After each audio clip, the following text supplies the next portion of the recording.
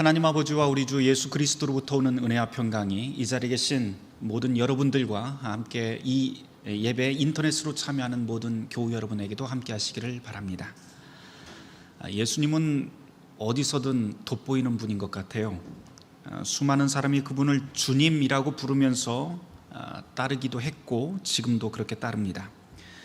또 어디를 가든지 불쑥불쑥 예수님을 만나게 되는 것 같아요. 그분의 이름을 보거나 듣는 장소가 유별납니다. 식당 한 켠에 걸린 성구 액자나 지나가던 골목 한 구퉁이에서도 예수라고 하는 글자를 보기 쉽고, 또 교회당 꼭대기나 사람들 목걸이, 또 몸에 새긴 문신에서도 십자가를 만나곤 합니다. 심지어 교회를 욕하는 사람들의 생각 속에서도 가만히 보면 예수라고 하는 그 인물은 긍정적이고 선한 이미지가 그 안에 담겨 있는 것을 우리가 읽곤 합니다. 예수와 상관없이 산다라고 하는 사람들조차도 사실은 그분의 탄생을 기점으로 연대를 계산하는 서기 몇 년이라고 하는 것을 다 통용해서 쓰는 걸 보면 예수라고 하는 분은 우리가 피할 수 없는 그런 분인 것 같습니다. 하지만 동시에 예수님은 우리에게 매우 신비로운 존재이기도 하지요. 물론 신비롭다고 하는 말이 고대 신화에 나오는 그런 초능력을 가진 그런 미지의 인물이라고 하는 그런 뜻은 아닙니다. 예수님께서 남긴 삶의 발자취, 그리고 우리가 삶의 발자취는 사실 우리가 알고 있는 그런 위인들의 삶 또는 우리의 일반인들의 삶과는 너무 달라서입니다. 그분이 우리에게 남겨주신 말과 행동은 사실 2000년 전이나 오늘 지금이나 매 한 가지로 낯섭니다. 그래서 2000년 전 사람들이 예수님을 만났을 때도 그랬듯이 오늘도 역시 예수님의 말씀을 듣거나 예수님의 소식을 들으면 도대체 이분이 어떤 분일까라고 하는 질문이 자연스럽게 묻어납니다. 성경에 기록된 예수님에 대한 그런 인상들을 한번 다 종합을 해본다면 아마 총평은 이렇게 될 것 같아요. 이분처럼 말하고 이분처럼 행동한 사람은 이때까지 없었다라고 말입니다. 단순히 예수님의 그런 능숙한 말솜씨 때문에 그렇게 평가하는 것은 아니지요. 예수님을 보고 사람들이 놀라는 진짜 이유는 그분의 말씀과 행동이 사람들에게 수수께끼를 남겼고 지금도 우리를 수수께끼에 빠뜨리기 때문입니다. 우리가 예수님 앞에서 수수께끼가 생기는 몇 가지 이유가 있습니다. 가장 큰 이유는 예수님이 살던 그 세계가 사실 낯선 외국이라고 하는 점이죠. 그저 한반도에서 멀리 떨어진 중동 지역이기 때문에 그렇게 낯설다, 그런 외국이다라고 하는 것보다는 사실은 예수님이 살던 그 지역, 그 시대, 그 문화, 사고방식이 지금과는 참 많이 다르다라고 하는 그런 의미입니다. 문화도 다르고 역사도 다르다 보니까 생각하고 말하고 받아들이는 방식도 우리와 좀 다릅니다. 그렇기 때문에 성경에서 예수님의 이야기를 읽을 때는 그 의미와 감동을 조금 더 깊이 우리가 맛보기 위해서는 그 세계 속으로 우리가 들어가 보는 노력을 해야 됩니다. 예를 들면 이런 것이죠. 요즘 젊은 사람들이 분가하거나 독립할 적에 부모님에게 재정적인 도움을 받는 거 그리 이상한 일 아니지요. 그렇죠. 아버지 제가 독립합니다. 그러니까 나 돈 좀 주세요. 이렇게 말할 수 있습니다. 부모가 돈이 있다면 흔쾌히 그렇게 재산을 막 뚝 떼어내서 주는 것도 그리 이상한 일은 아니지요. 반면에 부모가 돈이 있는데도 불구하고 자식이 분가하는데 돈을 내어주지 않는다. 그러면은 그 부모는 굉장히 인색한 부모로 낙인이 찍힐 것 같습니다. 그게 우리 세대의 모습이죠. 그런데 이런 이야기가 사실 성경에도 나옵니다. 아버지가 멀쩡히 살아있는데 둘째 아들이 유산을 떼어달라고 아버지에게 요청을 합니다. 탕자의 비유 다 아실 겁니다. 여러분은 이 이야기를 들으면서 어떻게 읽으셨는지 모르겠어요. 그런데 우리에게는 별로 그렇게 이상한 일이 아닌 것 같지만 예수님이 살던 그 당시 청중들이 이 이야기를 들었을 적에는 매우 당혹스러웠을 것 같아요. 왜냐하면 예수님 당시의 사람들은 아들이 이렇게 하는 행동은 무슨 뜻이냐면 아버지를 향한 저주이고, 아주 쉽게 이야기하면 이런 말이 돼요. 나 아버지 죽었으면 좋겠어요. 아버지 살아있지만 그냥 죽었다 치고 나한테 돈이나 주세요 라고 하는 말로 사실은 통용할 수 있는 그런 말입니다. 왜냐하면 그 당시 사람들에게 유산이라고 하는 것은 부모가 죽었을 때나 물려주는 것이지, 살아있을 때는 자식들이 입도 뻥끗할 수 없는 아비의 전권이기 때문입니다. 이런 문화적인 배경을 조금 알고 성경을 읽어보면 탕자의 비유가 조금 다르게 읽힐 수 있을 것 같습니다. 이런 수수께끼의 첫 번째 이유가 이렇게 예수님이 살아가던 시대와 그 문화가 우리와 좀 다르다라고 하는 것이라면, 또 다른 이유가 있다면 우리가 성경을 읽으면서 굉장히 낯설게 느껴지는 그 이유는 예수님의 하나님이 우리에게 참 낯설다라고 하는 것입니다. 이렇게 말씀드리면 좀 여러분들에게 이상하게 들릴 수도 있을 것, 저도 잘 알고 있어요. 뭐 하나님이면 그냥 하나님이고 하나님 잘 믿으면 그만이지 뭐가 문제냐라고 그렇게 반문하실 수 있습니다. 그런데 성경에 나와 있는 이 하나님이라고 하는 이 단어는 보통 우리가 최고의 존재, 존재 중의 존재, 궁극의 존재라고 하는 그런 뜻에서 그냥 신이라고 하는 한자로 그냥 풀어서 읽어도 가능한 단어입니다. 영어 성경만 하더라도 그래요. 우리가 하나님이라고 번역된 그 부분들은 영어 성경에는 모조리 다 그냥 God, God이라고 그렇게 번역해 놓았습니다. 그런데 잘 생각을 해보면 이 신, God이라고 하는 이 단어는 기독교 말고도 다른 종교에서 매우 흔하게 쓰이는 그런 단어이지요. 모두 다 최고의 존재, 궁극의 존재 등등 우리가 하나님이라고 생각하는 그분과 별반 다를 바 없이 다른 종교에서도 그냥 그렇게 사용을 합니다. 그럼 이렇게 물을 수 있겠죠. 아니 그러면 기독교의 하나님이나 불교의 부처님이나 이슬람의 알라나 미아리 점집 무당이 믿는 신이나 뭐가 다르냐고 말입니다. 그냥 자기 취향대로 잘 믿고 기대면서 살면 그만이지 뭐가 문제냐고 말입니다. 다 똑같은 신이고 그냥 종교의 이름만 다르다를 뿐이지 뭐가 다른 게 있죠? 라고 그렇게 반문할 수 있습니다.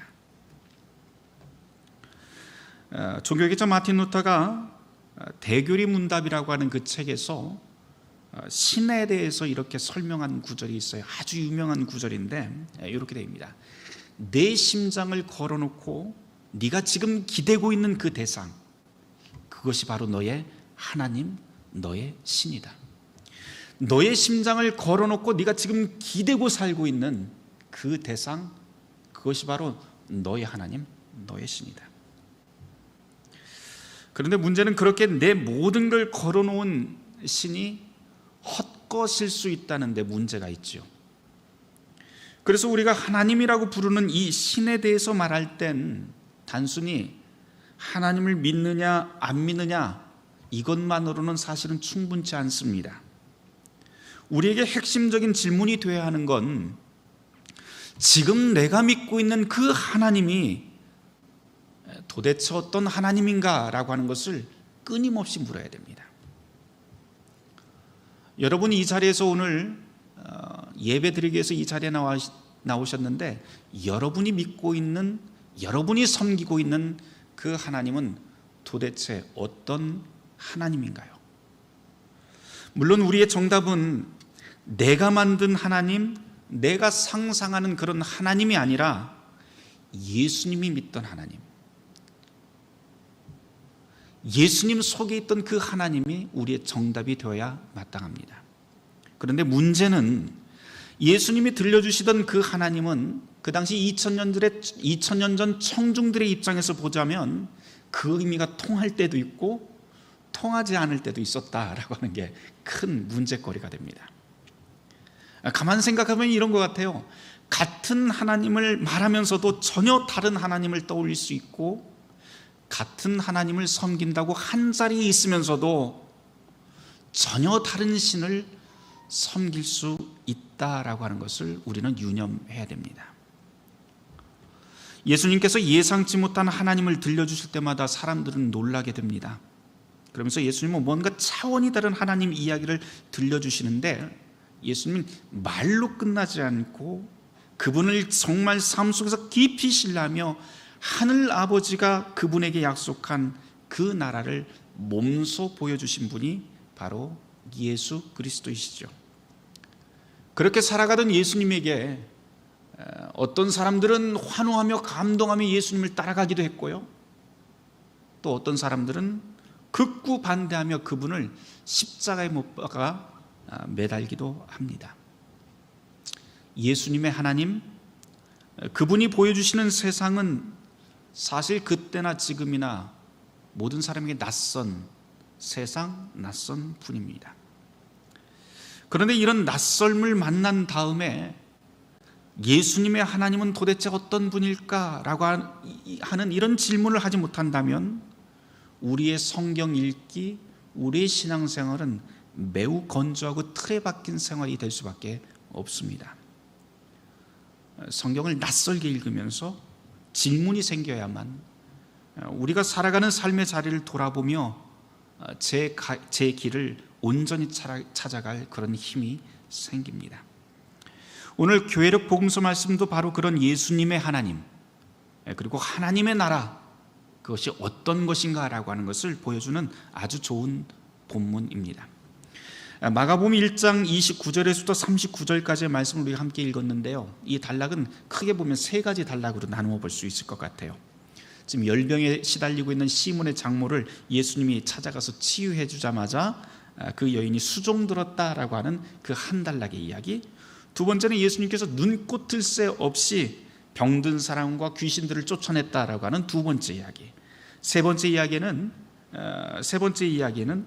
새벽에 기도하러 갔다가 다시 내려와서 당신의 일을 계속했다라고 하는 그 선교의 이야기가 바로 세 번째 이야기죠. 이것이 바로 우리 함께 읽은 오늘 본문입니다. 이 본문을 통해서 여러 가지 이야기를 꺼내볼 수 있을 것 같아요. 그런데 제일 먼저 저는 사실 이 본문을 읽으면서 굉장히 당황스러웠던 건 바로 마가복음 1장 16절 이하하고 뭔가 이렇게 충돌되는 것 때문입니다.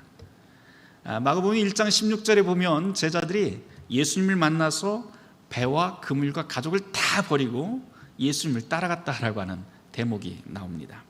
그런데 오늘 함께 읽은 이 교회력 복음서 본문에서는 제자들이 다 떠난 게 아니라 장모가 열병이 났다고 해서 그곳에 동료들하고 예수님까지 다 따라 들어가는 그런 모습을 보게 되죠. 가끔 이런 말을 하시는 분들이 있어요. 예수쟁이가 되면 집도 가정도 다 떠나야 된다라고 말입니다. 그런데 오늘 본문을 보면 꼭 그런 것 같지 않아요. 제자가 된다는 것, 예수를 따르는 사람이 된다고 하는 것은 주님과 동행하는 삶을 모든 삶의 최우선순위에 놓는다고 하는 그런 뜻이지, 자기 일상을 내팽개치는 게 목표가 아니다 라고 하는 것, 그것을 우리는 보게 됩니다. 그래서 우리에게 주어진, 하나님께서 우리에게 주신 그 일상 속에서 주님의 도우심을 바라고 그분을 모시면서 사는 삶이 제자의 삶이라고 할 수 있습니다. 이렇게 보면 베드로의 장모가 지금 열병이 났을 때 제자들이 주님을 모시고 간 것은 제자로서 매우 자연스러운 모습이라고 할 수가 있지요. 그리고 이 본문에서 보면 우리는 별것 아니라고, 오늘 이 시대에 우리는 별것 아니라고 보겠지만 베드로 장모 이야기에는 사실 시대를 거스른 특별한 주제들이 몇 가지가 숨겨져 있습니다. 앞서서 제가 낯선 외국이라고 하는 것을 유념하자라고 그렇게 했던 말을 기억하실 거예요. 2000년 전 이곳은 오늘 우리의 문화와는 전혀 다르다라고 하는 것을 유념할 필요가 있습니다. 열병 때문에 지금 다 쫓아갔어요. 그런데 우리가 소위 그까지 열병 이렇게 할 게 아닙니다. 당시 2000년 전의 의료 수준을 생각해 본다면 이 열병은 어쩌면 곧 죽을 위기에 처해 있다라고 하는 말로도 볼 수 있을 것 같습니다. 게다가 여기서 예수님이 치유하는 대상이 시몬의 장모인데요. 우리 문화를 좀 생각을 해보면 우리 문화에서 가족관계 중에 가장 먼 사이가 어떻게 되죠? 보통 우리가 생각할 때는 시어머니와 며느리 사이라고 그렇게 생각을 하지만 하면서 사위와 장모의 관계는 어때요? 씨암탉도 잡아주는 관계라고 그렇게 생각을 합니다. 그런데 유럽에서는요, 장모 없어서 행복하다라고 하는 말이 나올 정도로 사위와 장모의 관계가 그리 좋지 않다고 합니다. 그렇게 보면 지금 장모가 아프다고 사위가 자기 선생님과 자기 동료들을 다 끌고 이 집으로 갔다라고 하는 것은 매우 특별하게 볼만한 대목이지요. 게다가 이 사회는 지금 남성 본위의 사회입니다. 남성 본위의 사회에서 예수님께서 여성을 치료했다라고 하는 대목도 사실은 마가복음이 가지고 있는 매우 특별한 의도가 이 안에 담겨 있다고 할 수가 있습니다. 거기서 끝나지 않습니다. 지금 이 치료받은 장모가 그들을 수종들었다라고 하는 대목에서는 단순히 여자가 무슨 일을 한다 이런 뜻이 아닙니다. 그것이 아니라 마가복음이 쓰여졌던 그 초대교회에서 여성들의 사역과 그 역할이 얼마나 중요하고 그 교회를 지탱하는 힘이었는가 하는 것을 암시하는 대목이기도 합니다. 예수님이 믿던 하나님은 그렇게 차별 없는 분, 오히려 사회 안에서 그 당시 주류 사회 안에서 무시당하던 그 약한 사람들을 가장 중요한 역할로 옮겨놓는, 그렇게 돕는 분이 바로 예수님의 하나님이지요. 실제로도 성경 곳곳에서는 이런 이야기가 계속해서 나옵니다. 여성의 문제만 이야기를 해볼까요? 골고다 언덕에서 남자 제자들 다 예수님 가장 가까이 있다고 했었지만 모두 다 도망가 버립니다. 그런데 그 십자가 밑을 지켰던 사람들은 사실 여성 제자들이었죠. 무덤에 가장 먼저 찾아갔던 것도 여성들이었고, 부활의 소식을 가장 먼저 듣고 그 소식을 전했던 사람들도 여자들입니다. 복음서를 읽다 보면 줄기차게 말하는 주제 중 하나가 바로 이것인데요, 그러고 보면 여자 없었으면 교회란 없다라고 하는 말도 성립이 될 것 같습니다. 물론 남자나 여자나 모두 다 하나님 앞에서 귀한 존재라고 하는 것, 그것은 성경이 우리에게 가르치는 가치이지만 그 당시 사회가 남성 본위의 사회에서 이렇게 여성의 역할을 강조하고 있다고 하는 것은 우리가 굉장히 깊게 돌아봐야 될 그런 주제이기도 합니다. 마가복음은 지금 예수님을 통해서 하나님이 통치하는 세상이란 어떤 것인가 라고 하는 것을 이런 식으로 들려주는 것이죠. 우리가 믿는 하나님은 어떤 분인가요?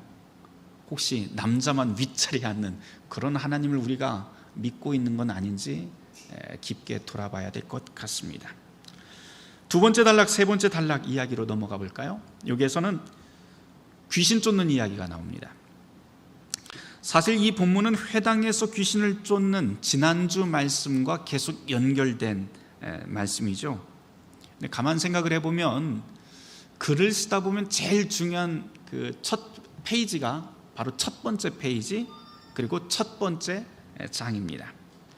근데 마가복음은 하나님의 아들 예수 그리스도의 복음의 시작이다라고 하는 선언 다음에 예수님의 공생의 사역들을 쭉 설명해 나가는데, 이 1장에서 가장 많은 내용을 차지하는 것이 바로 이 귀신 쫓는 이야기입니다.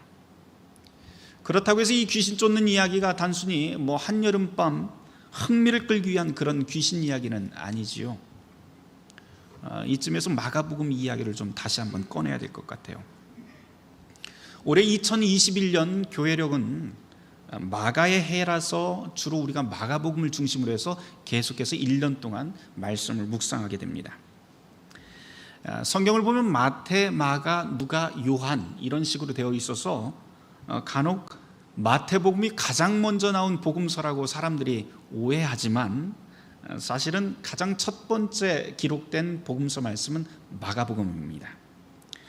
예수님이 승천하신 지 약 30년이 지난 다음에 기록된 책이 마가복음인데요, 그러니까 그 30년 동안 예수님의 메시지는 사실 글이 아니라 입에서 입으로 구전되었던 것이죠.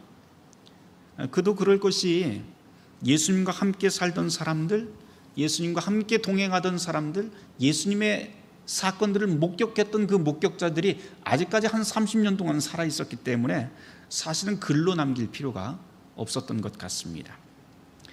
그런데 예수님의 생애를 기록할 필요가 느꼈던 것은 바로 이런 사람들이 점점 사라져간 것이죠. 그래서 당시 회자되던 많은 예수님의 이야기 그 조각조각들을 모아서 정리한 글이 바로 이 마가복음입니다.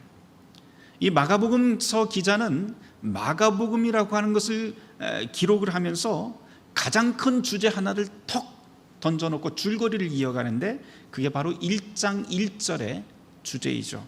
그래서 이 글은, 이 마가복음은 하나님의 아들 예수 그리스도의 복음이다라고 하는 것을 설명을 하는 것이 바로 이 마가복음 전체 내용입니다. 여기서 우리가 복음이라고 하는 말이 나왔는데요, 복음이라고 하는 뜻은 기쁜 소식이라고 하는 말이죠. 도대체 무엇이 기쁜 소식인지 풀어내는 게 바로 이 마가복음의 큰 줄거리가 됩니다. 기쁨이라고 하는 말이 성경에 수도 없이 나옵니다. 제가 다 찾아보지는 못했지만 어느 책을 보니까 352번 나온다라고 그렇게 되어 있더라고요. 기쁨이라고 하는 그 단어만. 그런데 이 성경에서 기쁨이라고 하는 이 단어는 단순히 감각적인 기쁨을 이야기하는 게 아닙니다. 원래 그 뜻 안에는 생명을 충만하게 한다라고 하는 뜻이 기쁨이라고 하는 단어라고 해요. 그래서 하나님께서 우리에게 오실 때 우리에게 하시는 말씀이 바로 생명을 충만하게 하는 기쁨이고, 예수님은 그렇게 생명을 충만하게 하시는 하나님을 우리에게 전해주십니다. 우리는 이것을 복음이라고 부르는 것이죠. 이 마가복음 1장 32절 이하의 말씀은 이런 하나님의 능력을 보여주는 아주 좋은 구절입니다.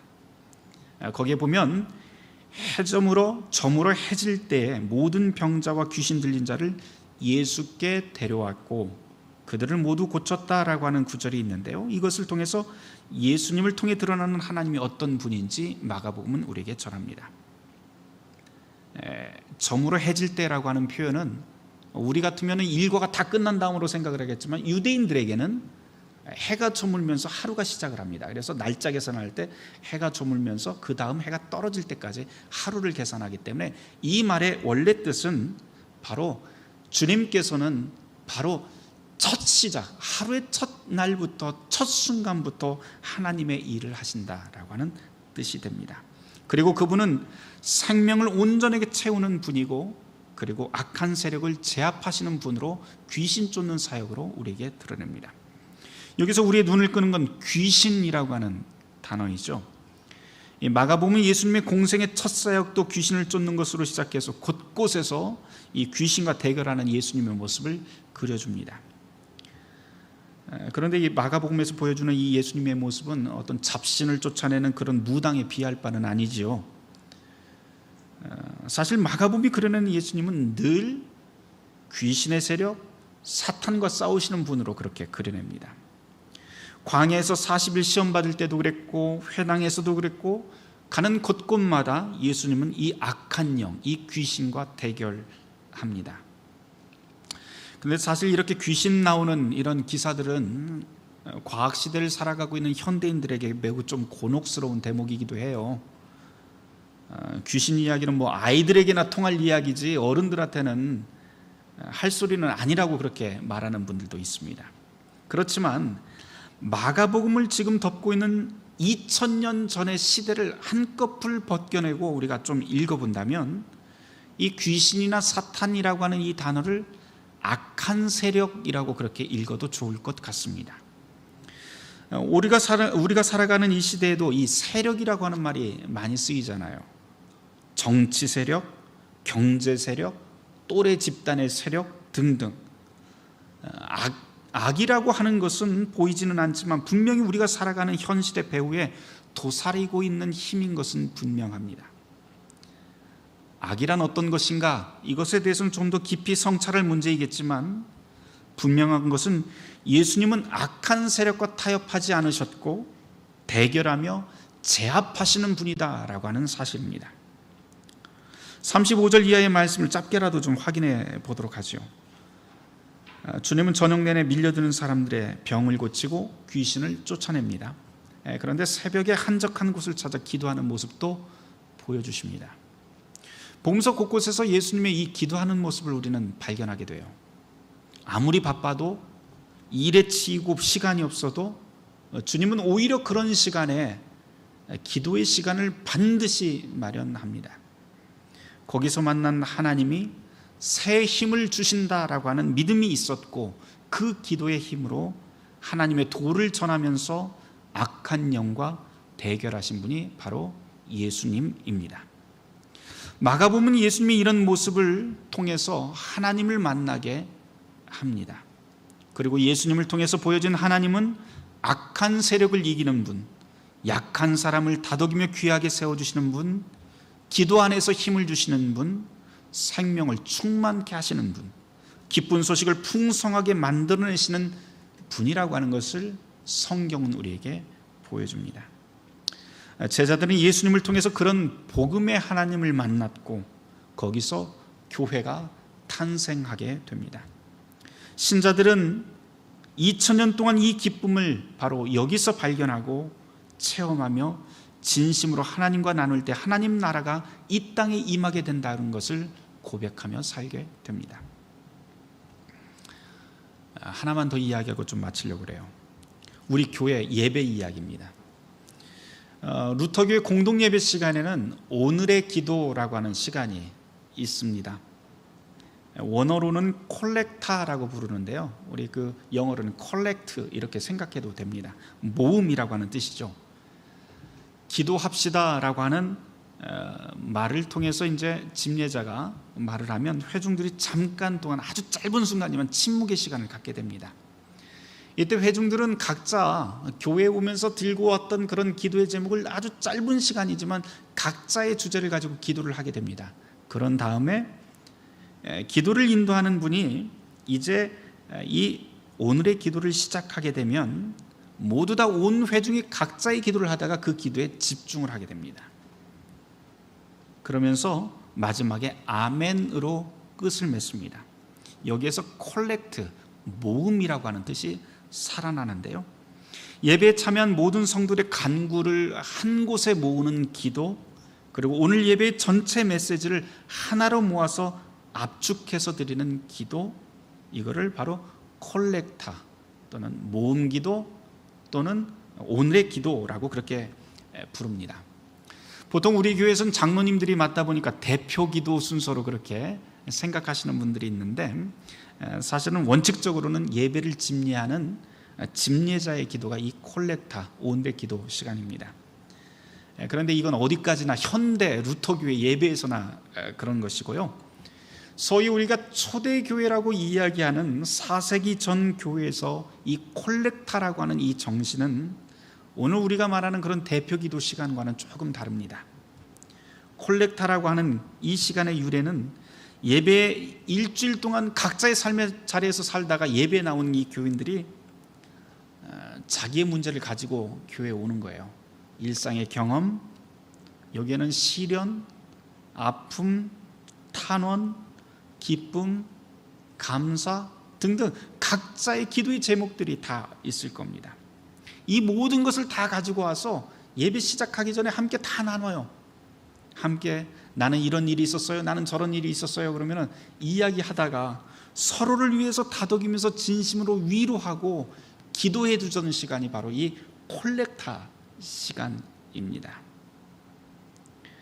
쉽게 이야기해서 일주일 동안 각자 살아온 삶을 한 곳에 모아서 신앙 안에서 서로를 다독이며 기도해 주던 시간, 그것이 바로 오늘의 기도 시간인 것이죠.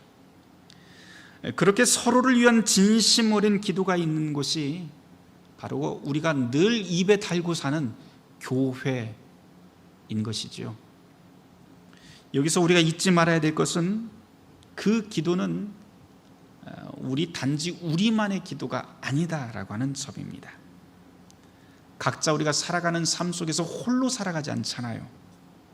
각자 살아가는 그 삶 속에서 우리가 만나는 사람들, 예수를 믿건 안 믿건, 나와 가깝든 멀든, 힘센 사람이건 약한 사람이든 상관없이 교회 담장 너머를 위한 기도가 바로 이 시간이기도 합니다. 말씀을 마칩니다. 우리는 예수님을 통해서 하나님을 만나게 됩니다. 그리고 그 예수님을 통해서 기쁜 소식을 발견합니다. 우리는 성경에서 복음을 읽습니다. 그러나 여러분, 오늘날 사람들이 읽는 복음은, 오늘날 사람들이, 세상 사람들이 읽는 유일한 복음은 바로 저와 여러분이 보여주는 삶의 복음뿐입니다. 교회가 이 땅에서 힘을 얻었던 것은 교회에 속한 지체들이 보여준 삶의 복음 때문이었고, 반대로 교회가 이 땅에서 힘을 잃어가는 이유도 예수님 때문이 아니라 우리가 보여주는 삶의 복음 때문입니다. 자, 사랑하는 성도 여러분, 오늘 이 시대 저와 여러분들이 세상에 보여줄 삶의 복음은 어떤 것일까요? 모든 지각에 뛰어난 하나님의 평강이 그리스도 예수 안에서 너의 마음과 생각을 지키시리라. 아멘.